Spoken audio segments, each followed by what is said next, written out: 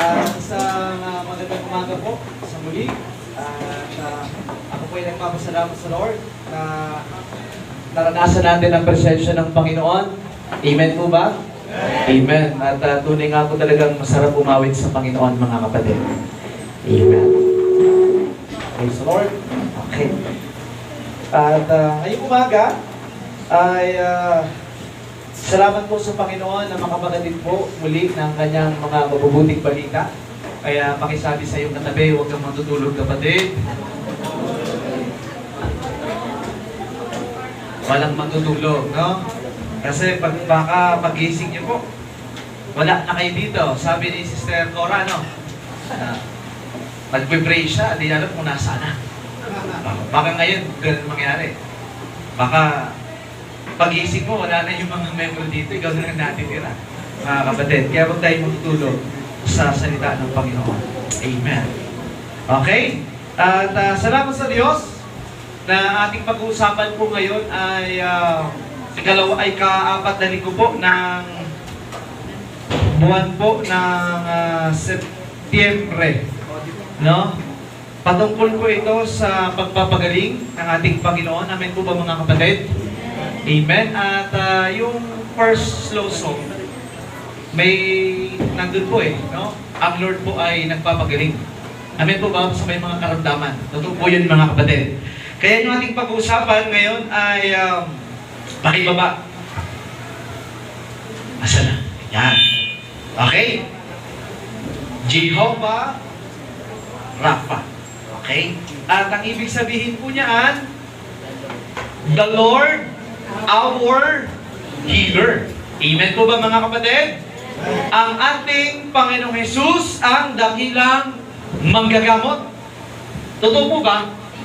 Amen. Okay. Sige, ibigyan po natin ng mas malawak pang pagbibigay kahulugan ang Jehovah Rapha ng mga kapatid. More properly, Yahweh or Rapha means the Lord who heals. In Hebrew po, mga kapatid, Jehovah Rapha is one of the many different names of God found in Old Testament. Now, kasi kung titignan po natin yung iba't ibang pangalan ng ating Panginoon, at isa po dyan yung Jehovah Rapha, it means the Lord who heals, mga kapatid. And of course, nagbibigay po sabi dyan, have the power to heal physically. Now, 2 Kings chapter 5 verse 10, i-note nyo na lang po. And emotionally, mentally, and spiritually. Kasi pag pinag-usapan po ang pagpapagaling, yung word na Jehovah Rapha, hindi lang po ang tinutukoy nito is healing physically. Kundi, sabi po dyan, emotionally, mentally, spiritually. Neither, sabi po dyan, impurity of body nor impurity of soul can withstand the purifying, healing power of our Lord Jesus Christ. Jehovah Rapha, mga kapatid. Tayong lahat na tayo po ay manalangin sa ating Panginoon. Let us pray. Hallelujah. Father God, kami po ay nagpapasalamat sa umaga po ito. Salamat po, Diyos, sa iyong dakilang pagkilos, Panginoon. At alam po namin, O Diyos, nandito ka sa aming pong kalagitnaan. At kami po, O Lord, ay nagpapasalamat, hallelujah, sa iyo po, Panginoon, na presensya at sa banal na Espiritu, Panginoon, sa umaga po ito. Salamat, hallelujah, na kami po, Diyos, ay patuloy niyo pong kinakatagpo. At alam namin po, Diyos, sa umaga po ito, kayo po, Diyos, ay magpaparanas sa amin, hallelujah, ng kagalingan physically, ito man po, Diyos, ay emotionally, ito man po, Lord, ay mentally and spiritually, Father God. Lord, salamat na diniklara mo sa iyong pangalan, O Diyos, hallelujah, na mayroon pong kagalingan, and we believe, hallelujah, na you are able, Panginoon, na magpagaling, hallelujah, sa lahat ng uri ng karamdaman dahil ikaw po ang Panginoon na makapangyarihan. Your ministry, Father God, Panginoong Jesus, ay magpagaling. Lord, sa umaga pong ito, dinideklara po namin sa iyong dakilang pangalan na malaya kang kumilos sa aming kalagitnaan, and let your word, hallelujah, ay maranasan po namin ang kapangyarihan po nito. This we pray with thanksgiving in the mighty name of Jesus. Ang lahat po ay magsabi ng Amen! Palakpakan po natin ang Panginoon. Hallelujah! Base po dyan sa ating pong definition, mga kapatid, na ang Lord ay nagpapagaling po talaga. Amen po ba, mga kapatid? Amen! At kung titingnan po natin, maraming ginawa ang Lord ng mga himala during His time doon po sa kanyang pag-minister. No? The origin of the name Jehovah Rapha can be traced back to the Hebrew word. Kanina, in-example na po natin yan, binigyan na po natin ng diin, no? Used in the Old Testament, which combination po yan ng pagpapagaling. The very manifestation of God's tremendous healing power as Jehovah Rapha can be found in the following biblical passages to combat the following, no? Sickness, lahat ng uri, mga kapatid, ng mga karamdaman, ay kaya pong pagalingin ng ating Panginoon. Naniniwala po ba tayo? Amen. Tayo po ba ay nagtitiwala sa Panginoon na anumang klaseng karamdaman na meron kayo ngayon ay kayang pagalingin ng ating Panginoon Jesus? Amen. Hallelujah. Kasi dapat magkaroon po ng, sabi po doon, ng pagkakaisa tayo. Kaya nga di ba, pag nanalangin tayo, pag prayer partner, kailangan yung partner mo ay nag-agree. Amen po ba? Para yung panalangin ninyo ay maging powerful. Ang tawag po doon ay prayer of agreement. Ibig sabihin, nag-pray ka, yung partner mo ay nag-agree. Pag di na siya nag-agree, kalabitin mo, kapatid, hindi ka ata nakikinig, tulog ka ata. Mga kapatid. Kasi nga, prayer of agreement, yung kayong dalawa. Kasi partner eh. Kung hindi kayo nagkakasundo, huwag na lang po kayo mag-pray, mga kapatid. At ngayon, nagkakasundo tayo sa umaga po ito na si Lord ay nagpapagaling. Amen po. Si Lord ay nagbibigay ng lunas, mga kapatid. Kasi kung titingnan po natin from the Old Testament book and the New Testament book, pag nag-survey po tayo, ang dami na po pinagaling ng ating Panginoon. Amen po ba? Jesus is widely considered to have performed at least 37 miracles, no, during His 3 years and a half ministry. Sabi po dyan, from turning water into the wine at the beginning and at the second miraculous catch of fish towards the end.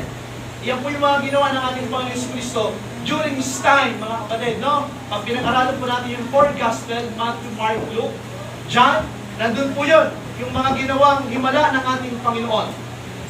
He also helped people. Amen po ba? Okay. Lots of people. Hindi lang isa, kundi napakadami. Kaya kung titingnan po natin yung power ng ating Panginoon. Grabe mga kapatid, kung tayo po'y maniniwala. With approximately 2/3 of His record, miraculous, no, miracles involving healing. Kung titingnan niyo po yung ministry ng ating Panginoon Jesucristo ay magpagaling. Amen po ba? No? Kasi ang tema po natin is all about how we receive healing from our sickness. Ibig sabihin yung mga karamdamang pisikal. Kasi pag pinag-aralan po natin yung healing, marami po ang tinutukoy po nito. At nabanggit na natin kanina, either emotional, either spiritual, either physical, mga kapatid, or mental. Na marami pong tinutukoy pagdating po sa pagpapagaling. No? And that does not include casting of evil spirit and raising from the dead. Kung titignan po natin si Christ nagpapagaling, maliban pa po doon sa binubuhay na po yung mga patay at pinapalayas yung masasamang espiritu. Kaya kung titignan natin, no, na ang Lord po ay grabe kung kumilos, mga kapatid. Pag pinag-usapan po ang healing o kaya divine healing na nagmumula sa ating Panginoon, ang dami pong gustong magkaroon ng kagalingan. Amen po ba? Kaya during the time of the ministry of Jesus Christ, marami pong sumusunod sa Kanya ng mga tao. At ang nais ng mga tao ito ay ano? Magkaroon po ng kagalingan. Kasi ang alam lang nila, makaranas sila ng kagalingan physically. Pero si Lord nagpapagaling spiritually. Amen po ba? May mga karamdaman spiritually ngayon, mga kapatid, yung nawawala sa inline ng kalooban ng Panginoon, nagkakaroon po ng kagalingan. Pero ang focus po natin ngayon, dahil po sa ating pinag-usapan is healing from the sickness or sicknesses. No? At doon po sa pag-ministry ni Jesus Christ, ang dami niya pong ginawang mga milagro sa pagpapagaling. At yun yung ating pag-uusapan ngayon. At hanggang sa ngayon po, ang Diyos ay nagpapagaling pa rin. Amen po ba? Naniniwala po ba tayo? Na ang Lord ay nagpapagaling pa rin.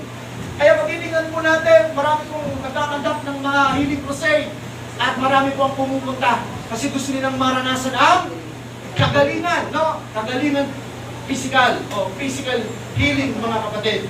At kung titignan natin yung mga nagkakandak po nito, marami pong paghahanda.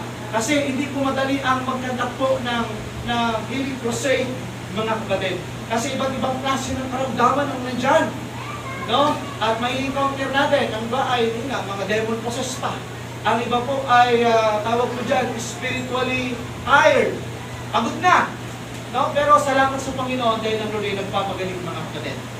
Okay, ngayong umaga, tingnan po natin, so healing people was so important to Jesus. Amen po ba? Important enough for Him to give 2/3 of His supernatural, miraculous, transforming energy to it.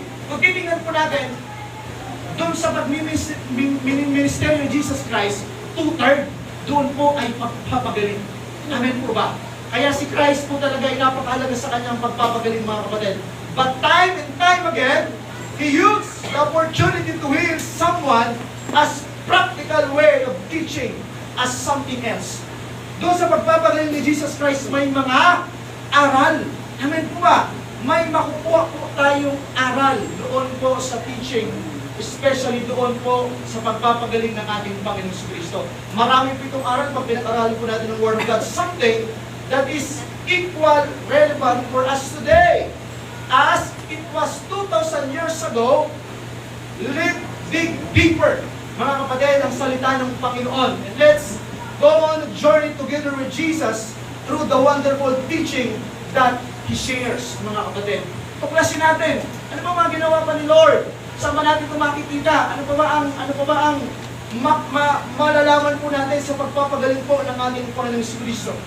Simula po sa Old Testament, diniklara na po yan, mga kapatid, ng ating Panginoong Jesus ay nagpapagaling. Amen po ba?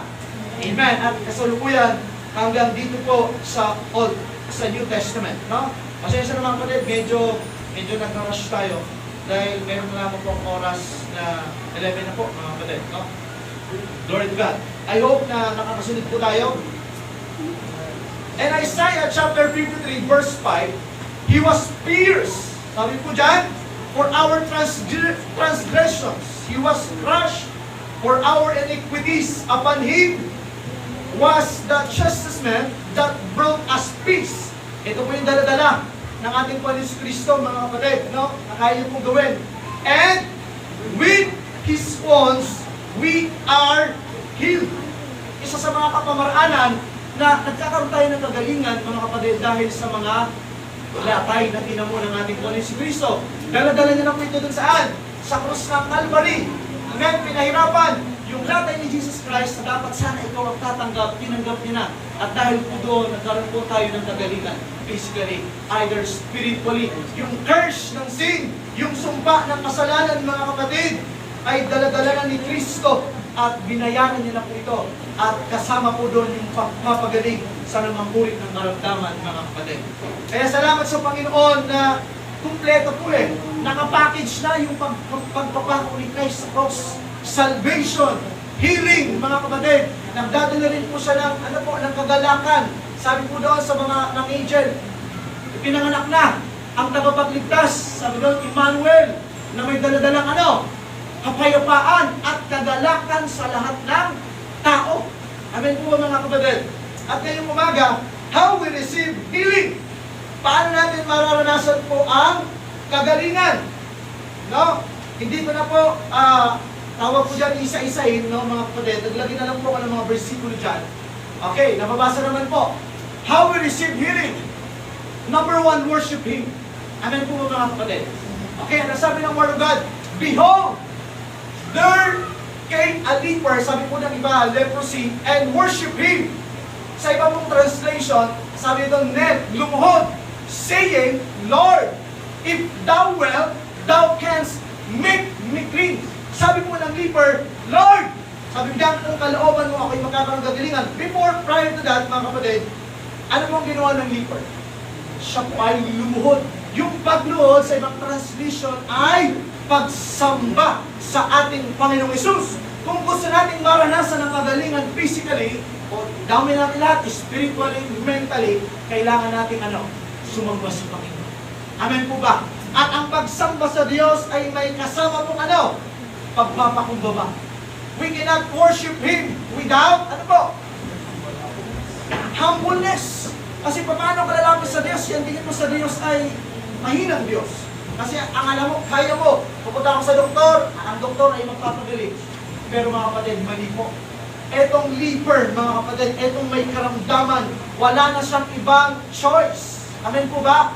Kundi lumapit sa Panginoon, sambahin ang ating Panginoong Hesus. Para maranasan natin yung kagalingan sa lahat ng physical illnesses, mga sickness, mga kapatid, we need to worship the Lord.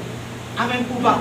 Magpakumbaba sa harapan ng ating Panginoong Hesus. Tulad po ng leper po na yan, mga kapatid. Yan po makita nyo sa picture, lumuhod mga kapatid, ito may leprosy. Kasi kung titignan po natin, pag sinorvey po natin ang kasaysayan ng Israel, yung may mga karamdaman, especially yung mga ganyan, may mga leper ay sila po outcast. They are unclean. Amen po ba? Sila po ay mga madudumi. At mayroon lang silang lugar na doon lang sila. Hindi sila pwedeng makihalubilo sa mga walang karamdaman. Kaya outcast sila ng society. Ibig sabihin, hindi sila pwedeng makisama. Tulad sa atin, mga kapatid. Doon lang sila sa isang lugar. Pero ang ating Panginoong Hesus, hindi nagdalawang isip, mga kapatid, na ang may karamdaman ay bigyan po ng kagalingan. At nakita ito ng ating Panginoong si Kristo na ang taong ito ay dapat po na magkaroon po ng kagalingan because he worshiped the Lord. Amen po ba, mga kapatid? Sinamba niya, lumuhod siya sa harapan ng Diyos, mga kapatid. At ano ba? And behold, there came a leper, worship him. Number 1 yun. And saying the Lord, if thy will, sabi po dyan, thou wilt, thou canst make me clean. Ano po ang makikita po natin dyan, mga kapatid? Huwag natin pwersahin ang Panginoon. Anong sabi niya? Kung kalooban mo po, Panginoon, ako ay gagaling. Ano sabi ng Lord? Ngayon din mismo, sabi doon, you will be cleansed, mga kapatid. Nagkaroon po ng paglinis, mga kapatid. Kasi yung may leprosy, ang balat po na yun, hindi talaga maganda, mga kapatid. Madumi talaga. Kaya walang lumalapit sa kanyang tao. Pero si Jesus Christ po ay walang pinipilit. Kaya din sa pag-minister po natin, huwag tayong mamilit, mga kapatid. Kasi minsan, pag parang ang tingin natin parang maduming tao, para bang di siya karapat-dapat ng salvation, di siya karapat-dapat ng kagalingan ng ating Panginoong Yesus. Pero hindi totoo, mga kapatid. Dapat ang gawin po natin, huwag tayong mamilit. Huwag natin tingnan silang, marumi. Amen po ba? Kasi din po sila ay nangangailangan din po ng kaligtasan. At dito sa encounter na ito ng leper sa ating Panginoong Kristo, natanggap niya po ang kagalingan, mga kapatid. At ngayong umaga, sambay natin ang Panginoon. Kanina, sumamba na tayo sa Diyos. Amen po ba? We worship the Lord. Amen? Nanggaling sa puso. Mga kapatid, alam niyo po ba may karamdaman? Ang isang tao, gustong-gusto po niya nasa presensya ng Panginoon. Amen po? Para gusto maranasan ang kagalingan na nagbumula sa Lord. Pero huwag naman, mga kapatid, pag kayo gumaling na, huwag natin kalimutan yung nagbigay sa atin ng kagalingan. Amen po? Kaya dapat, kung kayo po ay nagkaroon po ng katugunan sa inyong mga panalangin, sa inyong po mga karamdaman pinagaling ng Panginoon, huwag naman po natin kalimutan ang Lord. Amen? Amen. Amen. Magpasalamat tayo sa Panginoon. Sunod. How we receive healing? No? Dahil po yan sa mercy ng ating Panginoong Jesus. Kasi sometimes, para bang, Lord, bumalik ako dahil sumunod ako sa iyo. Hindi po, mga kapatid. Nagkakatanggap tayo ng kagalingan dahil sa habag ng Panginoong Jesus. Amen po ba? Kaya, walang pwede magmalaki sa harapan ng Panginoon. Amen? Yung kagalingan na natatamo, yan po ay dahil sa habag ng ating Panginoong Jesucristo. Hindi yan dahil sa gawa mo, kundi dahil sa habag ng ating Panginoong Jesus. Yan po yung 10 lepers naman, mga kapatid, na pinagaling ni Jesus Christ. As he entered the village, 10 lepers approached him, keeping their distance, Kasi bawal nga po eh. They called out saying, Jesus, Master, have mercy on us. Amen po ba? Kung tayo po may mga karamdaman, hingin po natin ang grasya ng Panginoon. Yung awa, yung habag ng ating Panginoon sa Kristo. Amen po ba? Una, nag-worship ka sa Lord, at ikaw ay nagpakumbaba sa Panginoon, inalam mo, Lord, kalooban mo, at ngayon, hingin po natin ang habag ng ating Panginoong Kristo para makatanggap tayo ng kagalingan. Amen po ba? Eh sabi ng mga believer, Master, have mercy on us. When he saw them, he said to them, Go and show yourselves to the priest. And as they went, they were made clean. Sabi niya, ipahayag mo, ipakita mo doon sa mga punong pare na kayo ngayon ay malinis na. Amen po ba mga kapatid? At kayo naman, pag nakaranas po ng kagalingan, huwag niyo pong sarilinin, i-testify po natin. Amen po ba? The Lord, ako ay nakaranas ng kagalingan dahil sa iyong kapal. Amen po ba mga kapatid? Huwag natin itong dalhin lang sa sarili mo, kundi ipagpasalamat natin sa Panginoon. Ipag-testify natin sa Lord o sa maraming mga tao, especially sa church, na tayo po ay nakaranas ng kumpletong kagalingan ng ating Panginoon. Amen. Kasi ang Lord po talaga sobra po ang kanyang pagmamahal po sa atin, mga kapatid, para tayo po ay maabot doon sa ating mga pangangailangan. Alam niyo po ba na ang healing, mga kapatid, ay napakahalaga sa isang ministeryo, sa isang church. Kaya nga, we practice, no? At hinihingi natin ang provision ng Panginoon through the guidance of the Holy Spirit, the empowerment of the Holy Spirit, na yung may mga karamdaman ay ipag-pray natin. Amen po ba? Na sila po ay magkaroon po ng kagalingan. At hingin natin ang habag, yung mercy ng ating Panginoon Kristo, na sila po ay abunin. No? At alam niyo po ba ang isang church, mga kapatid, na nakakaranas po itong kagalingan, no, mga kapatid, o nakakapag-minister at marami po ang nagkakaroon ng kagalingan, madali pong humikayat ng mga tagasunod ni Kristo. Amen po ba? Kasi ang tao ngayon gusto talagang makakita ng himala ng Panginoon, mga kapatid. Pero paano kung hindi tayo lumalapit sa Panginoon? Hindi tayo, tawag po dyan, ginagampanan yung ating responsibility as a believers in Christ. Amen po ba? At paano natin ito mararanasan kung hindi tayo nag-minister sa labas? Si Jesus Christ po, hindi nanatili sa sinagoga, kung saan pinapahayag po ang salita ng Panginoon, kundi siya po'y nanatili sa labas. At kaya na-encounter na po ang mga taong itong merong karamdaman. At sila po ay nagkaroon ng kumpletong kagalingan, mga kapatid. Now, ulit tayo. How we receive healing? Now, kailangan po ng great faith. Ito po yung kwento ng centurion, no, mga kapatid. At kung titingnan po natin, yung kwento po dyan, no, summarize ko na lang po. Yung centurion, no, siya po ay, tawag po dyan, mayroong isang tawag po dyan, nasasakupan at nagkaroon ng matinding karamdaman. Alam niyo po ba, dahil sa faith na ito na mayroon po yung centurion, pwedeng pagalingin ni Jesus Christ yung kanyang nasasakupan, yung kanyang tao. Ganun din po sa atin. Ano po ang makikita po natin dito, mga kapatid? Ikaw na may pananampalataya sa Panginoon, wala man dito yung mahal mo sa buhay o kung sino pa man na concern ka, pag tayo po ay merong malaki, great faith sa ating Panginoon Jesus at nagtitiwala tayo, pwede po natin silang ipag-pray at sila man din po ay kayang abutin ng ating Panginoon Kristo at gagawa siya ng dakilang himala at pwedeng pagalingin ng Lord kung sino man po yung taong ating inilalapit sa Panginoon. Kasi yung centurion nakita ni Jesus po dyan yung kanyang pananampalataya. When Jesus heard it, he marveled and said to them that followed, Verily, I say unto you, I have not found so great faith, no, not in Israel. Wala akong nakikita ng ganitong klase ng tao, kahit dito sa bahay ng Israel. Dapat mga kapatid, magkaroon tayo ng, matibay, great faith, po ba? Para makaranas ng kagalingan Especially kung yung ating mga mahal sa buhay ay merong nararanasan po na physical illness. Kasi minsan, di ba, agad-agad takbo sa doktor.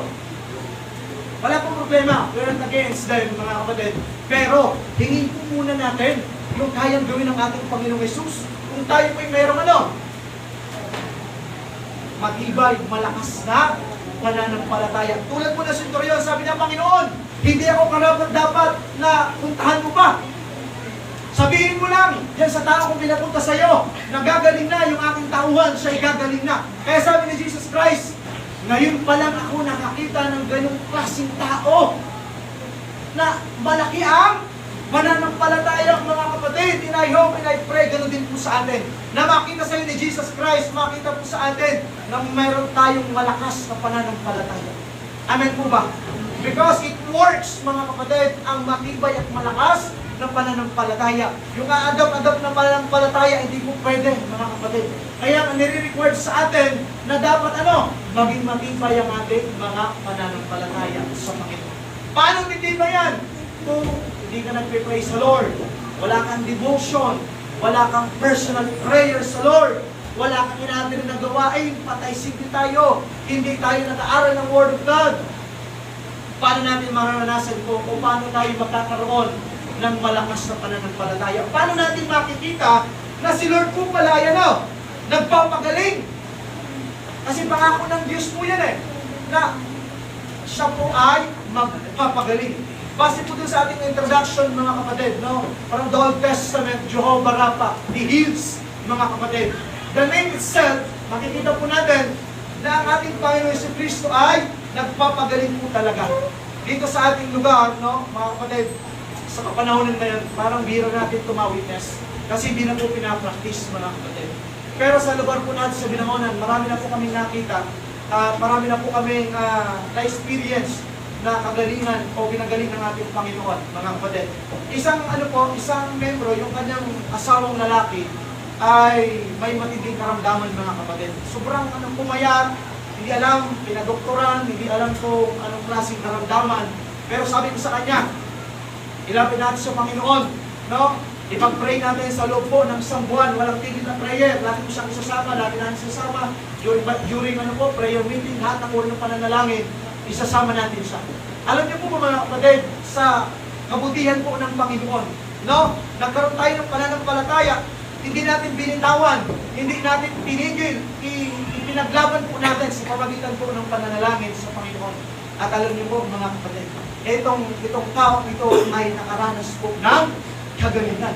Sinaga po namin mga kapatid, kasi namumutla, sobrang payat, nagpapadoktor, yung findings, hindi malaman po klase po. Pero alam niyo po mga kapatid, ipinakita ng Lord kung anong dapat niya gawin dahil tayo po ay nanalangin. And we have that great faith, mga kapatid. Nagkaroon tayo ng matibay na pananampalataya na ang Lord ay magpapagaling. Amen po ba?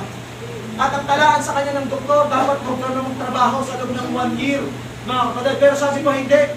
Dahil ang salita ng Diyos ay pinapanampalatayanan natin. The promises of God ay hindi nagbabago. Siya po ay the same, mga kapatid, noon, ngayon, at magpakailanman. Hindi nagbabago po ang Diyos. Kaya sabi ko, ipag-pray natin. Huwag kang mawawala ng pag-asa, sabi ko sa kanyang asawang babae. Palagi po mag-do prayer meeting. Gawin natin sa pananalangin. At ikalat natin sa buong membro na kailangan ipag-pray ang tao ito. At alam niyo po ba, hindi pa siya Kristiyano that time? Nakuha po ba natin? Hindi pa siya Kristiyano that time. Binibigyan ko lang po din ito. Na dahil sa pananampalataya ng kanyang misis, mga kapatid, at kasama na din po kami, naniniwala kami sa kayang gawin ng Panginoon. Alam niyo po, itong taong ito ay nakaranas mo ng kagalingan. Yung talaan sa kanya ng doktor na 1 year, muna, after, bago siya magtrabaho. Pero alam niyo mga kapatid, 3 weeks pa lang nakabalik na siya sa trabaho. At alam niyo po, dahil po doon sa himala ng Panginoon, itong ka-brother na ito ay nakakilala sa Panginoon. Nagpasalamat sa Lord Sabi niya, Pastor, nagpapasalamat kami sa Panginoon dahil naranasan nila po yung kagalingan at na-win ang tao ito na matagal na rin pinag-pray ng kanyang asawa na hopefully makasama sa church. Mga kapatid, pinaintulutan ng Lord na magkaroon ng karamdaman. Isang kapamaraanan para siya rin po ay makakilala sa Panginoon. para mapakita kung gaano po kadakila ang ating Panginoong Jesus. Sabi ko nga doon sa isang pinag-pray namin na may cancer stage 3 mga kapatid. Kinukomfort ko yung asawang lalaki, no? bagong din po ito mga kapatid. Sabi ko sa kanya, bakit nagkakaroon ng karamdaman at pinitulutan ng Diyos na magkaroon ng karamdaman yung asawa mo na stage 3 cancer? Number 1, tingnan nyo lang mga kapatid, para ipakita sa iyo ang Diyos na siya ay makapangyarihan, para malaman mo na mayroong totoong Diyos. Kasi minsan di natin maunawaan bakit pinitulutan ng Diyos ang ganitong karamdaman? Para makita mo na may totoong Diyos. Sabi ko sa kanya, kapatid, huwag kang mawawala ng pag-asa. Ipinapakita sa inyo ng Diyos na mayroong totoong Diyos. Kasi dati, wala naman silang pagkakilala sa Panginoon Pero ngayon, sabi niya, Pastor, salamat sa Lord na dahil dito, no? Kasi minsan pag tinitingnan natin ang sitwasyon ng mabigat, para bang binabayaan na kami ng Panginoon. Pero kung makikita natin ang kadakilaan ng Diyos, sabi ko kapatid, bakit nagkaroon ng karamdaman yung bilis mong ganyan? Para unang-una, makita mo na may totoong Diyos. At makilala mo na may totoong Diyos. Mga kapatid, pinaranas yung ganung klaseng pagkakataon para malaman na ito ni brother, no? Na siya mayroon palang totoong Diyos. Kasi di naman nakilala ang Diyos Pero dahil nabahagi na ng Word of God, ang sinabi ko sa kanya, malalaman mo na mayroong totoong Diyos. At mananampalataya tayo na yung asawa mo na may street cancer ay sa kalooban ng Panginoon, mga kapatid. Kasi hindi naman tayo Diyos Lagi natin hingi ng kalooban ng Lord, pero we have the faith in Jesus Christ. Nasabi ko sa kanya, darating ang panahon na siya ay magiging cancer-free, mga kapatid. Patuloy natin binabible study, at alam niyo po mga kapatid, ginawa din ng Lord ng kamaraanan para ang buong pamilyang ito ay makakilala sa Panginoon. Iba't ibang kapamaraanan ang ginagawa ng Lord. At salamat sa Panginoon, alam po namin na kanyang may bahay ay magiging cancer-free, mga kapatid. Hindi kami nawawala ng pag-asa. Sabi ko sa kanya, dadaanan natin sa prayer, o matanda ka lang ng prayer meeting, at salamat sa Panginoon, mga kapatid. Ano po siya? 1-month-old Christian.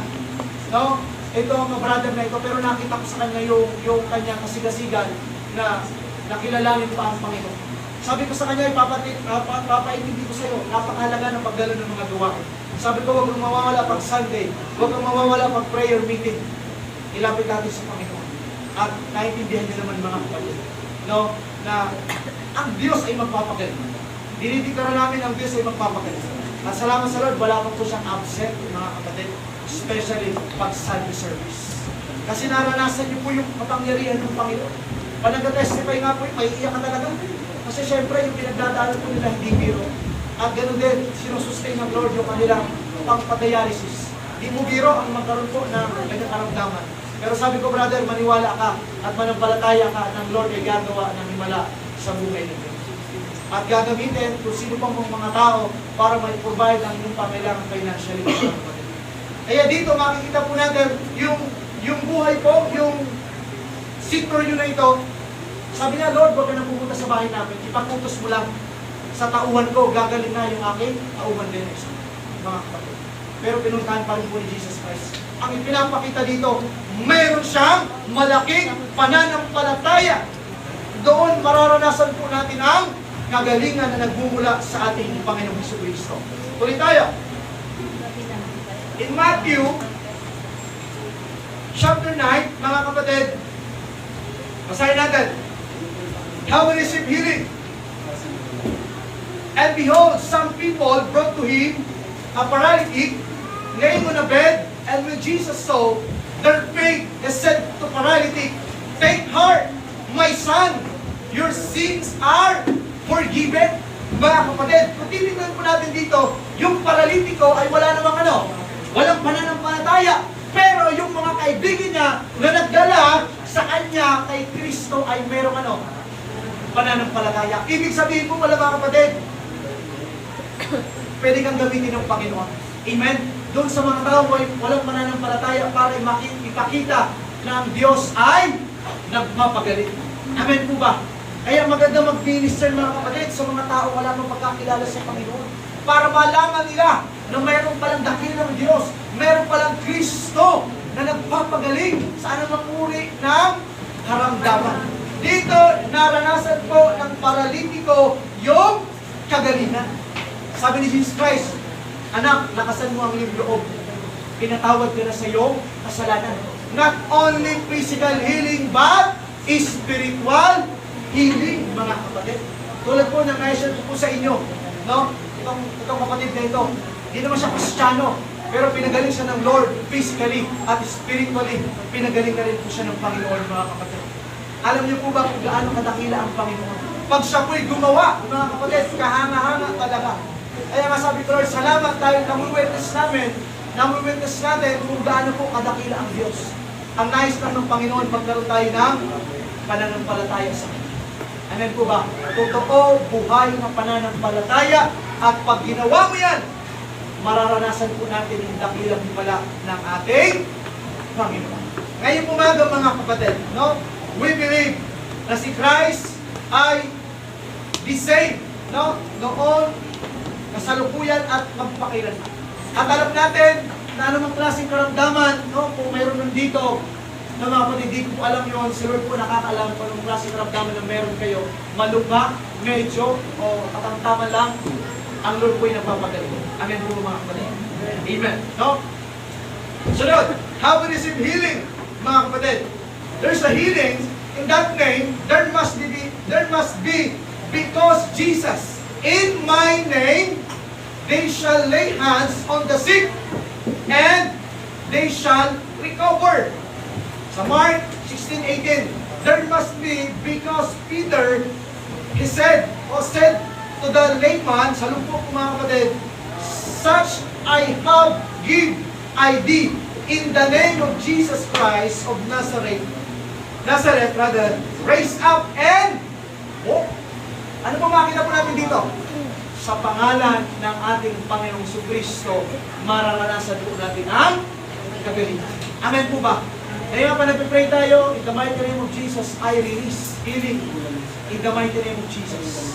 Dinidiklara po natin sa pamagitan po ng pangalan ng ating Panginoong Jesucristo na may karamdaman ay magkaroon po ng kagalingan. Amen po ba? At na-practice po yan ni Peter.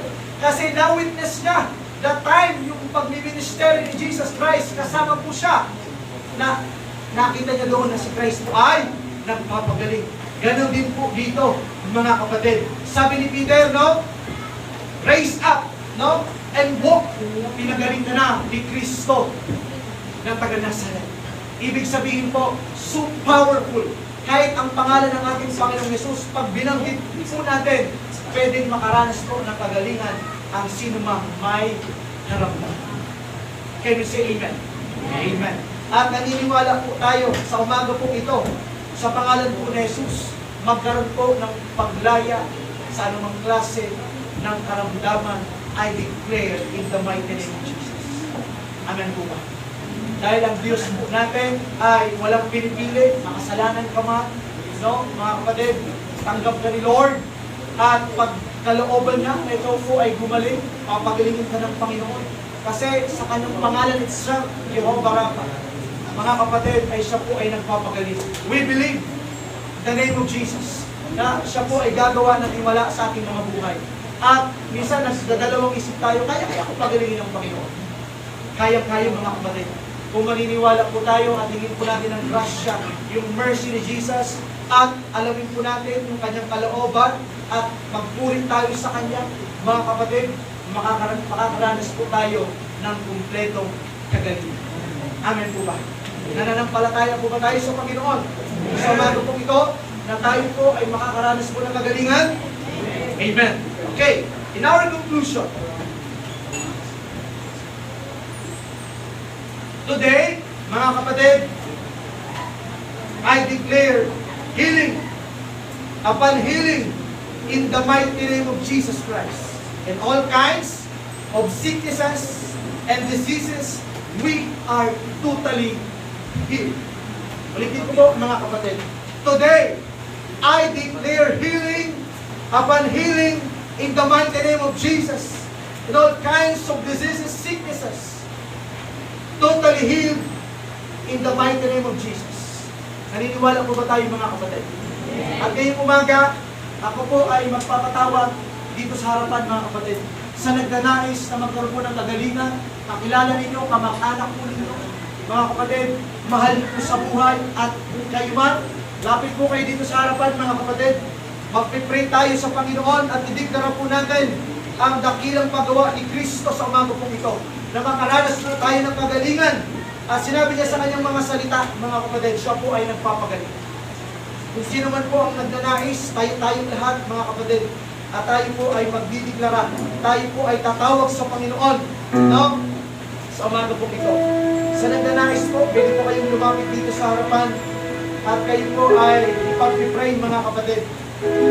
Hallelujah. Salamat po sa Panginoon. Ang Lord po ay dakila. Huwag po kayong maiiya, mga kapatid. Kasi kalooban ng Diyos, hallelujah, sa umaga po ito, na maranasan po natin ang kagalingan na nagpupula sa ating Panginoon. Hallelujah. Walang sakit.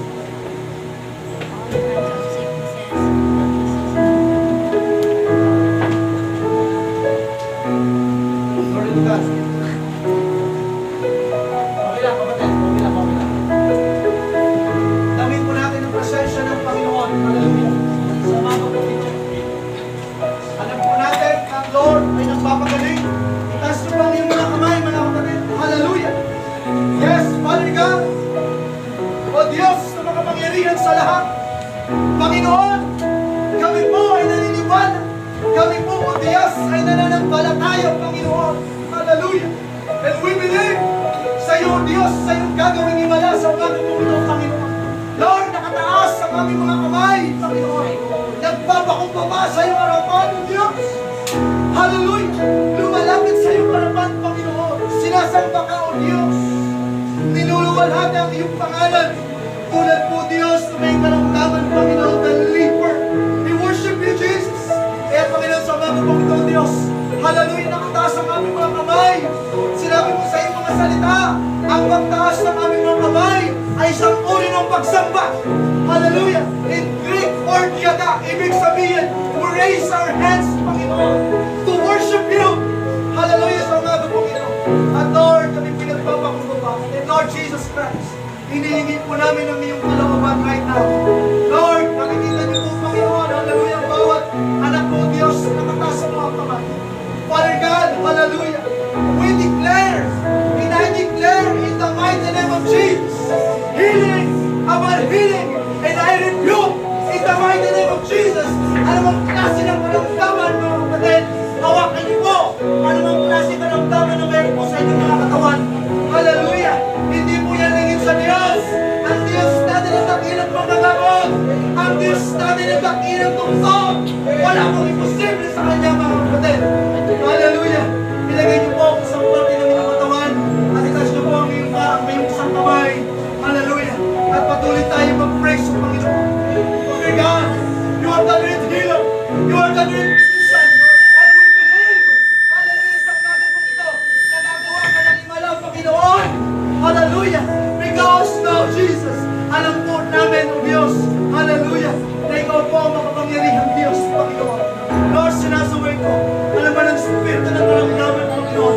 Kung mayroong mga high blood, kung mayroong mga diabetic, O Diyos, mayroong mga, O Diyos, masakit at kasukasuan, Panginoon. Father God, hallelujah, I rebuke in Jesus' name. Lord, sa hindi makatulog, I rebuke in Jesus' name. Anxiety, alam mo, klase ng karamdaman, I rebuke you. I destroy you. We destroy you by the blood of Jesus. By the name of Jesus, we rebuke you. Espiritu ng karamdaman sa mga oras na ito, lumayas ka sa aming katawan.